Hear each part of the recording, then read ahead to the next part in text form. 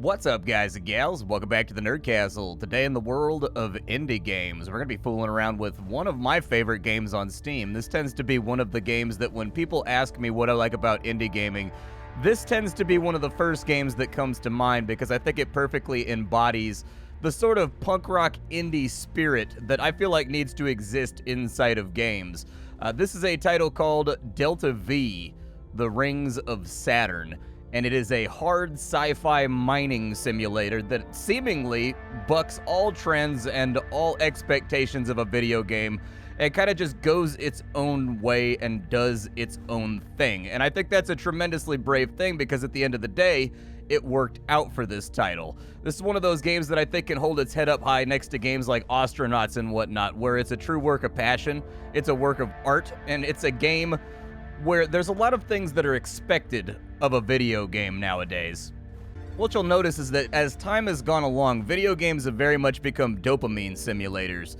They've been expected to have these complex production chains or like these advancement ideas, these progression mechanics.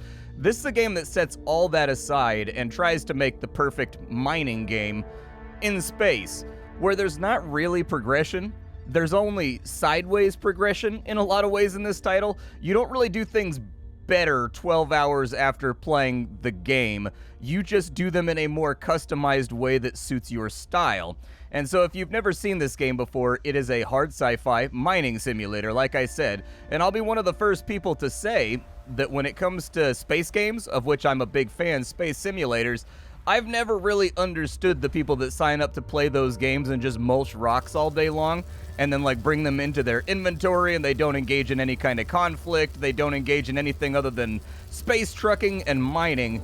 But this is one of those games that made me a believer in that lifestyle and way of playing video games. So in Delta V, Rings of Saturn, you are a space miner, basically an indentured servant for a space corporation who's like way out in the middle of the rings. Well, maybe not even like an indentured servant. I might be over-speaking right there. You are a guy who has exiled himself out to the Rings of Saturn because that's where people go when they fall on hard times. You've cobbled together just the smallest amount of money to get the most bare basic mining rig you possibly can, and the entire point of the game is this right here. What you're seeing. You go into the Rings of Saturn, you try to find good claim spots, you suck up all the ore, you can either mine it into chunks, or you can just pick up, there's some ships that allow you to just eat the asteroids whole once you get further and further on into the game. But for right now, it's a game about quiet solitude and the wonders of space.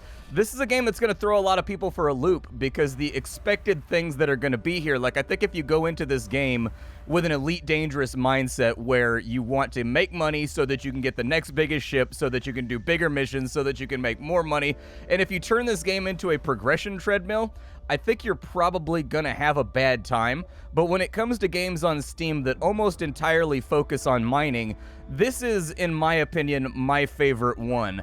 I'm kind of approaching 3 digits worth of time played on this game over the course of the last year or two. It's not a game that I play every single day, but it's definitely a game that I always come back to, or when I just want to relax and I just want to hang out and enjoy the majesty of space, I slide back on through and I do 4 or 5 dives and I try to make some money, and then I go do something else. And I think it's a really, really great game for that, in all honesty.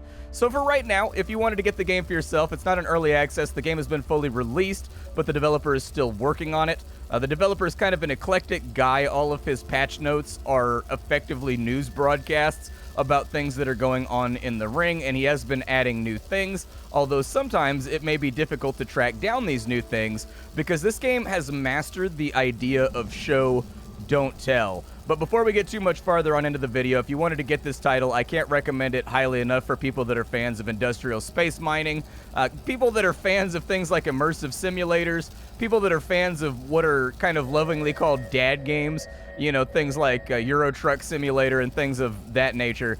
This game is a no-brainer in my opinion. I'm usually really hesitant to be like, go get this game on the channel because I know people listen to that, but in the case of this game, this is one of my long-held favorites, and so I'm just going to throw it on out there that the game is great. You'll also find a link down below in the description of my Twitch stream and my Discord, just in case you wanted to hang out live on any given day of the week. Right now, I'm kind of slowing down on YouTube content to catch up on some real-life stuff. So things are going to be a little bit changing. You can check out a Twitter thread or whatever. I've got that down in the description too that I just posted like yesterday about what's been going on with me with the last few tweets. But let's dive straight on into it. So Delta V Rings of Saturn. What makes it special? Well, I think I've kind of touched on that a little bit over the course of opening up this video. This is a game that really ignores all of the good sense and standards of game design and sets off in its own direction to do its own thing. In this title, you're a space miner on a rusty old clunker that's practically falling apart and makes scary noises when you accelerate. It captures that Firefly vibe of doing anything possible just to keep the ship up in the air, and then you're going to be able to deploy into the Rings of Saturn to start mining and pulling money out of the stone and making yourself more successful and getting more specialized tools in order to do things more effectively or more quickly. A lot of things in this game are going to end up being side grades. This game does not have the typical progression that I personally think most people will expect out of a space game, where there are things that are just flatly better and they are just flatly upgrades. Instead, the design schema with this game seems to be that you're customizing your ship to suit your tastes, rather than having a suite of ships and gear that are just flat upgrades to one another. This game is more focused on making sure everything in it does the same thing in a different way so that you can tune your gameplay experience to whatever it is you want to do. If you want to be a giant cargo hauler floating through the rings, grabbing each of these asteroids and just shoving them into your cargo hold before they go into a mineral processing unit and they get turned into ingots and things like that, you can do that. If you want to tool your ship out to be very agile and very fast and maneuver around very easily, you can do that as well. I tend to be a fan of that school, and there are other guys that you'll run into in the rings that want to drag race you and stuff like that. There are emergent events in this game, and I think the show don't tell nature of the game is going to be a little bit alienating for a lot of people, because they're used to having narrative spoon-fed to them and like given to them by a guy that has a big yellow check mark above his head, sort of in almost like this accounting way, like, oh, I did all the quests over here, now it's time to go do the quests over here. This is not that game. What this game reminds me of is sort of the closing monologue from Blade Runner, the "you wouldn't believe the things I've seen," where the expository method of this game by which it pitches the game world to the player. Am I just wasting drones right now? I think I'm wasting drones right now on that little slot. I'll talk about my drones in a second. But this game is all about show, don't tell. There is very, very little formal storyline inside of this game that it's going to go out of its way to show you. Instead, I'll give you an example of how this game shows you storyline and breaks you into the universe. So I was on one of my first mining trips back inside of the game. I dove into the rings and I was playing around and I was getting back into the hot seat. I was getting back into piloting and kind of complex maneuvers and stuff like that. And while I was mining through the rings, thousands of mining drones started to swirl around my ship in magnificent formation, almost like a school of fish. Now keep in mind that these right here are industrial mining drones that are run by an AI, like a chained AI, that are roughly the size of like a suburban house. And there's thousands of them all around me, and they're swirling around the ship while I'm trying to work. And I'm just sitting there like, okay, is this good or is this bad? Are they gonna kill me? Because I know enough about the game universe to know that these are chained AIs that have somehow escaped and they've formed into sort of this herd that just meanders throughout the rings, just being alive and being free. Are they a hive mind? Have they broken their AI shackles? Who knows, but they're out here and they're not mining for anyone and they're just living their best little drone life. So after a couple of minutes of this swarming mass of drones flying all around me, they didn't harm me, they didn't bother me, and eventually they left. And I was kind of like, okay, bye. And I felt a little sad when they left, because this is a pretty lonely game where you're just out in the rings by yourself with nothing but the sounds of your ships and the creaking of the hulls and whatnot, and the breaking of the rocks and the debris and the detritus hitting the side of the fuselage. It's one of those odd games where show don't tell comes through in full force. A lot of people would see that event and be like, oh, that's cool, but that's still not the same thing as a storyline. And maybe they're correct, but the way that I see it is this game is chock-a-block full of little events and things like that that can happen in the rings, everything from somebody trying to rob you. There are bandits and pirates out here that are trying to steal your haul or jump your claim, and they will try to fight you. There is combat in the game. Generally, combat is a bad idea because everything you have access to in this game is not military grade. It's all industrial. And so when fights happen in this game, it tends to be just two miners trying to murder each other with a welding torch. But in the case of events like those, that is how it pitches the game universe to you. It's not a game where it tells you what it's all about. It's a game where it shows you sort of life in the rings, and you're just expected to see that as storyline in a very, very interesting and emergent way. And I can't really even describe a lot of these events to you because that's part of the fun of the game, is going into these blind spots without any prior knowledge and having something freaky and or crazy happening out in the rings that you want to tell a friend about, because the game is supposed to be about the mundane life of a miner just scooping up rocks here in space.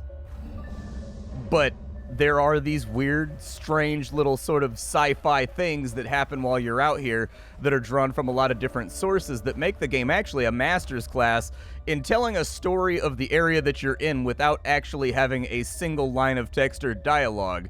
You experienced a thing out here, just like when you go out into a boat in like the Keys or whatever, and a pod of dolphins swims alongside the boat for a while and greets you and then leaves.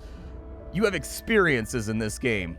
You don't have narratives, and that sort of accumulates into this interesting long-term haul that is your mining career. Now, while we're out here in space, let's talk about what I'm doing with my ship right now. So I'm busting rocks at the moment. I've opted to keep my ship very agile and to keep it fast and to keep it maneuverable. But we are pretty loaded up right now. You have full customization of your ship. There's something like 15 or 20 hard points on every ship for everything from thrusters to weapons to cargo bay modifications, things of that nature. Our cargo bay is down here in the bottom left-hand corner, and right now it's actually pretty full. We're fairly topped off. We made about $300,000 already just in the intro to this. You can also kit out your cargo bay to do interesting things. You can put a forge in there so that it burns off all of the H2O, converts it into fuel and reactant or propellant, and then from there it converts all of this to save space into ingots.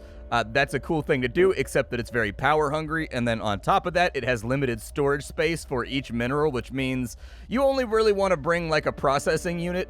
If you're going for just about anything and everything that you can possibly get your hands on, you're unlikely to get your full mileage out of this little ship. I mean, it's not little. This ship is roughly the size of the Statue of Liberty, but this ship right here is not going to get a whole lot of use out of that because the storage space is going to be so tiny after I process the minerals. So I just kind of freeball it down here. It gives you a composition of everything that's in your cargo hold that you've got going on.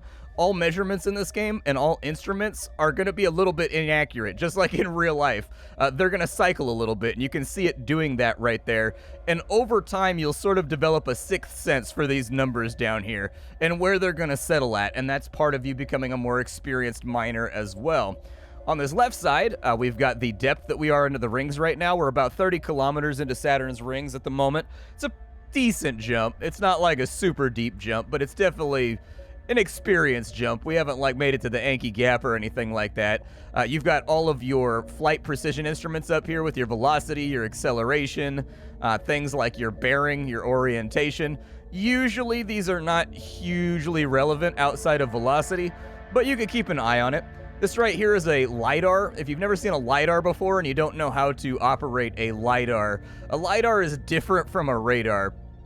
So what a LiDAR does is it tracks the motion of objects around you rather than tracking their position. It tracks their position relative to your velocity. So these things over here are going to change colors if I go, let's go up like this. I'll turn the ship around and we'll just give ourselves a little bit of thrust. We'll go this way. And different LiDARs are going to do different things. So for example, objects that are red are objects that are moving away from you. Positionally, objects that are blue tend to be ones moving towards you. Right now, I've got a specialized LiDAR, so it's not really doing that, but that's how it would look on a normal LiDAR that you're playing around with, or like a normal Doppler device or whatever. This is the visual feed, so there's a camera on Enchilada Station.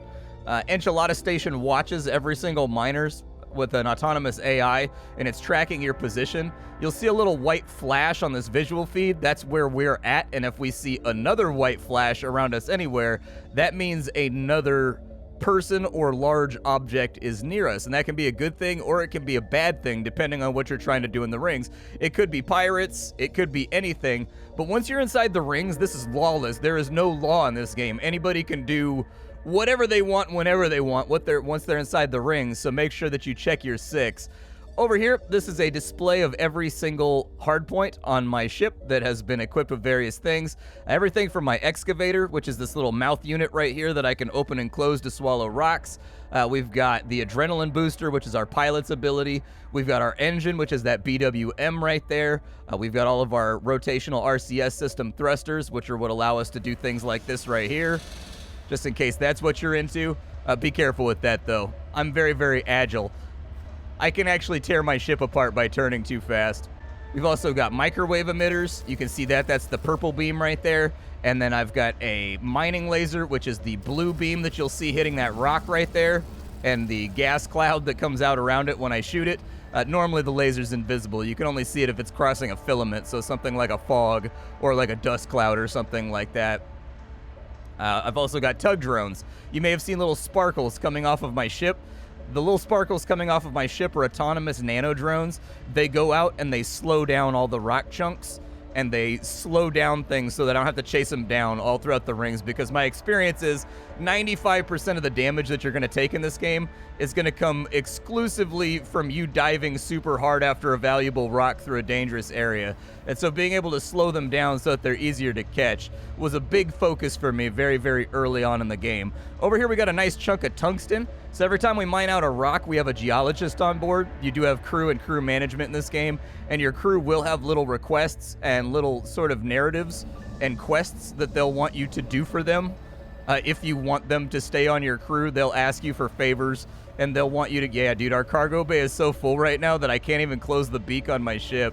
Let's go ahead and get on out of here, and I'll show you some of the options that are available back at the station. But piloting in this game is really, really easy. We'll talk about that on the next dive, and I'll show you how it works. It basically, you've got like 5 different control methods in this game. Everything from autopilot to you being slightly in control to you being completely in control. It's up to you. But what we need to do is we need to go back to Enchilada Station, and so we'll go ahead and chart that course right there and head on back. We'll sell all the goodies that we got on this run. I'll show you some of the services that are available out there on the station, and then we'll come back out for another dive, and then I'll gush about the game a little bit more, because I feel like this is probably one of my favorite space games ever. So back at the station, we made less money than our geologist anticipated. They said we'd probably make around $310,000, operant phrase there being around. We made $303,000 though, which is not bad for one of the smallest ships in the game with one of the smallest cargo holds. So that's a pretty good run for us. We brought in a lot of beryllium on that run, and beryllium tends to be very light and very easy to transport. In this game, your cargo does have an effect on your ship in the way that it handles, and also it makes turning more dangerous and things like that. This is a highly realism-focused game. Very, very deep realism on this one, and if you have any doubt, we can just go to the equipment menu over here, and you can see this display. Now, every single one of these tabs right here is a part that we can put on our ship. As I said, this is not a game that's going to focus on progression mechanics. This is a game where you are customizing your ship to your preferences to make yourself more efficient with the style of mining that you prefer. There usually in this game are not upgrades. There are only side grades and things that function differently. So I'll give you an example here. A mass driver. This is the basic tool that you use for mining starting from the beginning of the game. The mass driver is very, very light. It's not very heavy. It's easy to put on the craft. It does probably the most damage in the game to rocks for any type of weapon that you can use. It breaks them very quickly. However, it has to stock its own ammo, which takes space out of your cargo hold effectively. And then from there, it's also very power hungry. So you're constantly draining your reactor whenever you're using the mass driver in rapid succession. If you compare that to the microwave emitter, which I have equipped, the microwave emitter is probably one of the slower modes of mining. It takes a while to microwave a rock till it melts. However, it's very power efficient.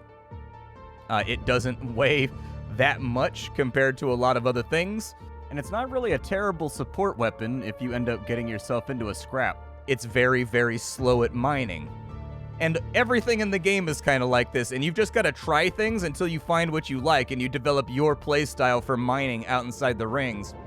In an effort to try and help new players get started with the game, because even kitting out your ship in this game can be somewhat complicated with all these readouts and all these like graphs and regressions and things like that, I'm going to explain to you how your ship works.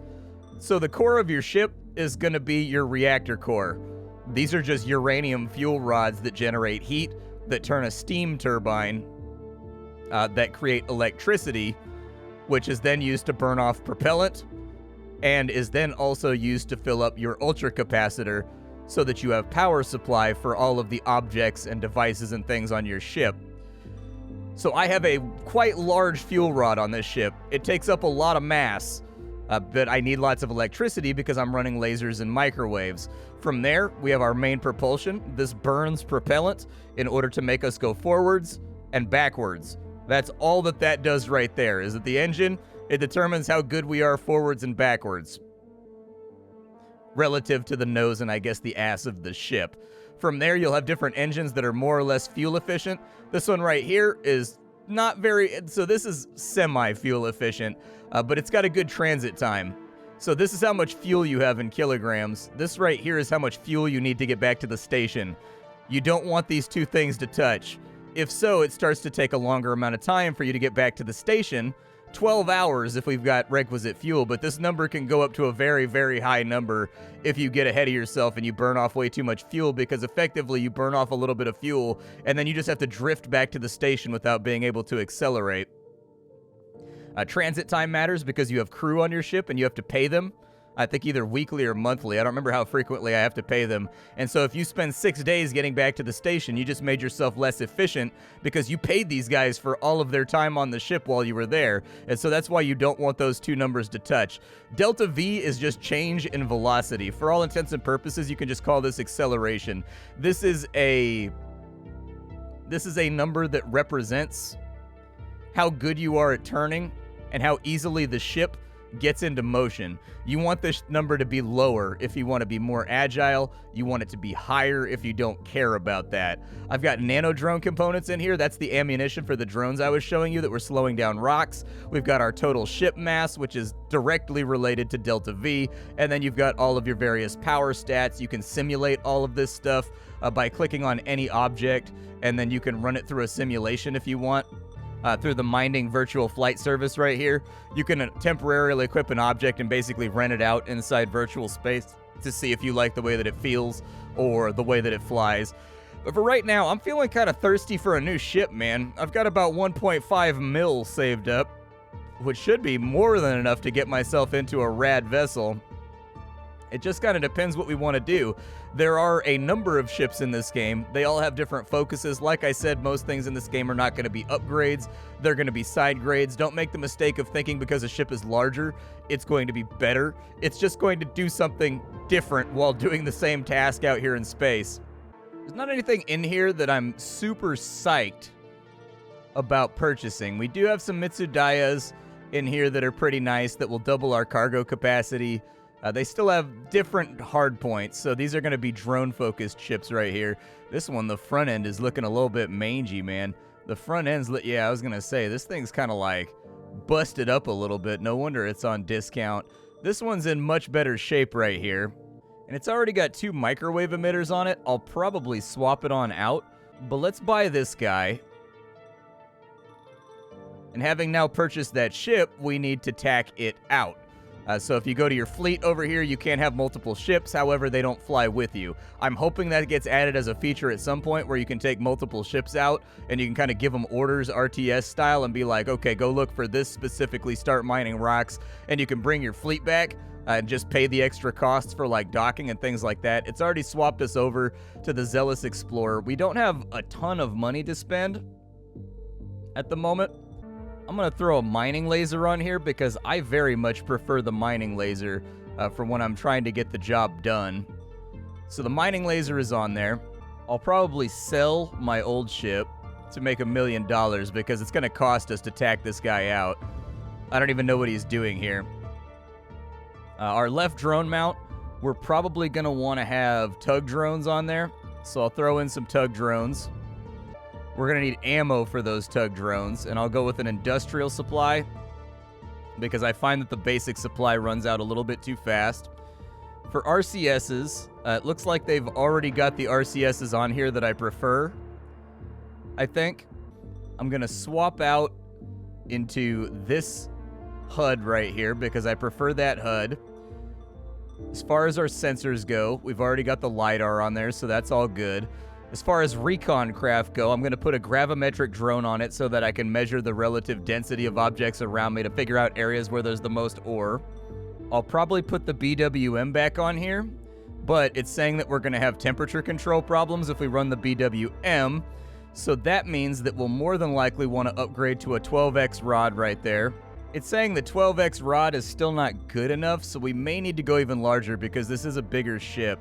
Let's try the 16x and see if that gets us sorted out. Now, our mass is going up with each one of these little purchases that we make, by the way. We're going to have to pay attention to that. Our delta V and everything else is changing along with our transit reserves and stuff like that. So we will want to keep an eye on it. Autopilot-wise, I haven't noticed a huge amount of difference between the autopilots except for just the information that they relay to you. This game does have a very elegant maneuverability system where it's kind of you dancing in tandem with the autopilot. And so there's room for skilled play here for sure, and you do get much better at piloting as game goes along. I'm pretty happy with the loadout that we've got right now. I'm not that upset about it. So let's launch this dive and let's take this thing for a swing. So we need to do the Hohmann transfer. I'm going to aim for kind of this little ripple right here. And I'm probably going to shoot for right there. There is some variability in where you're going to land in the ring when you do this. But we'll pay that fee. And out into the ring we go. Into the rings we dive one more time. You will want to keep an eye on various readings and metrics inside of this game. Where did we... Oh, dude, we're way off. We're super far off. All right. Well, let's go ahead and put some thrust into this bad boy. Let's get her up to speed. And it's time to ring dive. Always dive into the rings backwards. The reason why is that your principal thrust is going to come from your back thruster, which means that if you need to adapt to a situation and you need to save yourself from a crash, being backwards is the way to do that. And it looks like this thing's autopilot actually has a measurement system that tells you how big an object is and how far it is away. Cool. That'll be fun to play around with. We're starting to see some good shades of red up on the LiDAR gravimeter up to the top left. We're going to want to see that get to like a dark red, though, before we stop ourselves. So you can see that up in the minimap in the top left. The top right corner of the minimap, you can see kind of what we're looking for, which is that deep red that implies that all the rocks around here are very dense with minerals. There's a number of different ways you can pilot your craft in this game. WASD is going to be manual piloting. With no autopilot assist, your arrow keys, those are going to be autopilot assist manual, which means that you're basically relaying orders of what you want the autopilot to do. You can also take the mouse and you can click and drag on this little diamond here to execute maneuvers if you wanted to play with only the mouse. Takes a little bit of getting used to. The nice thing about this game, though, is that you're going to use all these control methods. There is no time in this game where I exclusively use only WASD, or I only use the arrow keys, or I only use the mouse. You can click to lock onto objects, so let's go ahead and start lasering this guy right here. I need to get this thing up to speed and take her through her paces because this is kind of like a test flight, basically. I'm not trying to do anything too wild and crazy. I'm just trying to get a feel for the ship, and I'm trying to get a feel for what she can do. We'll laser down all these rocks right here. Unfortunately, it looks like this guy was primarily made out of iron from what I'm seeing so far. It looks like we're having a little bit of heat generation, but that's always going to be the case when you heard that alarm going off. That alarm going off, you look at the display down here, this is how much reactant you have left, the fill of the ship. This right here is how much is inside your capacitor. This right here is how hot your reactor is right now. The hotter your reactor is, the faster it generates electricity, so we're still running a little bit cool at the moment. It's not generating electricity as fast as we might like, but we can work on that. Since this area seems to mostly be iron, I'm going to go ahead and give her a little bit of push, and we're going to move over this way, and we're going to see if this field over here is a little bit better. Rocks with similar minerals tend to be clustered around one another. There are tools you can use in this game by using up one of your slots that will allow you to survey these rocks before you break on into them. I found that to be a little bit slow and plodding for me personally, And so I just crack the rocks open with lasers, and I let the geologists do their job. Your crew do level up. They will have dialogue from time to time. They will have requests for you. So, for example, one of my crewmen right now is looking for, like, their sister or something like that in the rings. And so every ship I come across, I've got to ask them if they know about so-and-so, and they'll point me in the right direction and be like, oh, I think they jumped ship and went on that ship that crashed outside of so-and-so. Or, like, I think the salvage team said something about that guy. I haven't found him yet. There are little events that will crop up with your crew. There's also things you want to keep, but there's a decent little tungsten chunk right there. Let's go get that little tungsten chunk. So we know there's at least some tungsten around here. Am I going to hit that? I'm going to hit that. Let's kind of swing around this right here. It's going to be a little fuel intensive, but we'll swing around it. And then we'll go get this little guy. We actually have a grinder on this ship, which will destroy rocks that are in front of us, which can be a nice little thing to have. You can press X at any time to bring the ship to a full stop, depending on the direction that you're moving versus your thruster facing. That might take a longer or lesser amount of time. It just sort of depends. Let's crack this rock open and see if there's anything other than iron in here. The music just changed, though, so that's usually not a good thing. We've got a massive tungsten rock right there worth $30,000, so that's a good one right there. Oop, I accidentally shut down my reactor. We got too cool. That was my bad. Didn't mean to. Like I said, we're feeling this ship out and seeing how effective it is. Where did my 30,000 tungsten rock go? 30,000 tungsten rock? There you are. Come here. Get inside my cargo hold. Oh, there's another ship near us. That's why.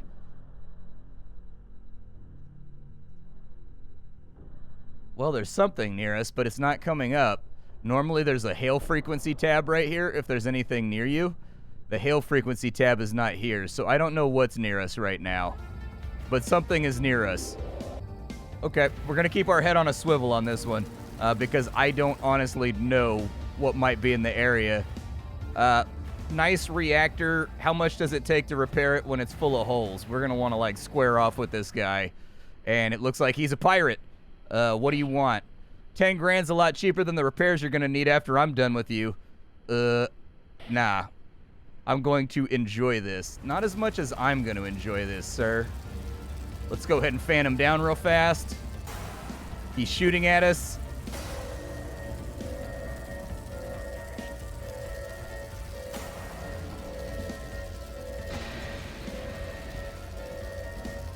Oh, we've got another thing coming through, too. Don't want to shut down the reactor. Keep hitting him with the microwave. The microwave should stun lock him at some point.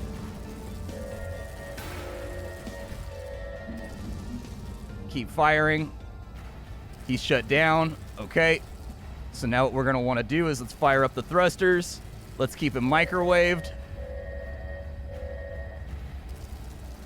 Unfortunately, we're not built for combat. I wasn't planning on fighting on this test run, but here we are. There he goes. Pop goes the weasel. Very nice. All right, so what we're going to want to do is we want to get his criminal pod so that we can claim the bounty on him. It looks like he also had a decent amount of stuff on board. These little guys can be hard to grab, though, so we're going to need to do this very, very carefully. These little guys right here don't like to load up properly. Let's go ahead and give it a little bit of gas. The last thing we want to do is bump this thing. Get it? Hey, we got him into the cargo hold. So we've got his life pod. Unfortunately, we're not going to be able to recover his reactor, and we are really beat up right now. So as I said, like, fighting in this game, almost never worth it. But you can't go through the rings just letting people bully you. So with all of my stuff, like, vibrating all over the place and my whole ship coming apart, we had a bad opening. We can kind of jimmy rig this back together with our mechanic. So we've got, let's choke that. We're misaligned right now. Let's get that back to right there. It looks like the mechanic has already done a lot of the work to keep this thing up to where it needs to be at. But, oh, what happened right there is our mechanic tried to hack their ship. So your mechanic, some of your characters have special abilities they'll use during combat. You can hack their ship and you can shut down their reactor, which leaves them floating. And then you can send your mechanic over to their ship to reclaim it so that you can take it back as salvage and sell it. It's up to you if that's what you want to do. But it didn't work. So she tried to hack them, but the hack failed. We just need to get some money going. We have about $100,000 on board right now. That's not going to be enough to cover repairs. We're going to need probably a couple $100,000 here in order to make this thing work. But good fight, and that's why I always keep a microwave emitter on board, is because the microwave emitter, it stun locks the enemy, and then you just take them out. That's pretty much it. Because our reactor is kind of not doing great right now, it's got holes in it, we're going to have a little bit of trouble generating enough electricity. So I'm just scooping up the last couple vestiges of things that are going to sort of take the sting off this training pilot run gone wrong. Was not expecting to get attacked in this video. I haven't been attacked. I've been playing for 10 hours, and I've never been attacked on this run. That was my first attack. And so combat is not really like a huge portion of this game, but it does happen from time to time. I'm glad we caught it on camera. That's nice, because it's sort of a rare thing. We also caught our teammate trying to hack their console and a bunch of other stuff. It's going to take us about 18 hours to get back to Enchilada. Let's go ahead and just start that process now. Looks like we've got somebody else we can hail too. Maybe they're fighting each other. Are you here to challenge us to a race? Here for work, not play. And then this guy right here is definitely a pirate because he's got his transponder turned off so that we can't interact with him. We can mark that guy as friendly. There are a limited number of people in the rings. You are going to want to actively mark ships with geotags effectively, or with ship tags, celestial tags, whatever you want to call them. Mark them as friendly or mark them as hostile. Like so that when they show up on your HUD over here later on, you'll know instantaneously who they are and what they're up to. Back to the astrogator, and let's go ahead and get on out of here because we've got some serious repairs that we need to run. The ship is not ready yet. There are definitely things that need to be fixed. So I think we're going to need a bigger turbine. We're not generating enough electricity. That fight went really poorly because we weren't generating enough electricity. We had the heat, but we needed a little bit more electricity to keep the guns functioning. A little bit thicker of a capacitor might help out as well, as sort of like a battery. It looks like that guy had a $150,000 bounty on his head, so that will help out a little bit. I think our repairs are still definitely going to be in excess of what we just did. Let's take a look at our repairs here. And it's going to be a little bit rough, but my mining operation is insured. So this is coming out of my insurance, not out of my own pocket, which is good. Let's go ahead and fix the mining laser, fix the microwave emitter because we have a mechanic and he can do that, fix the onboard computer.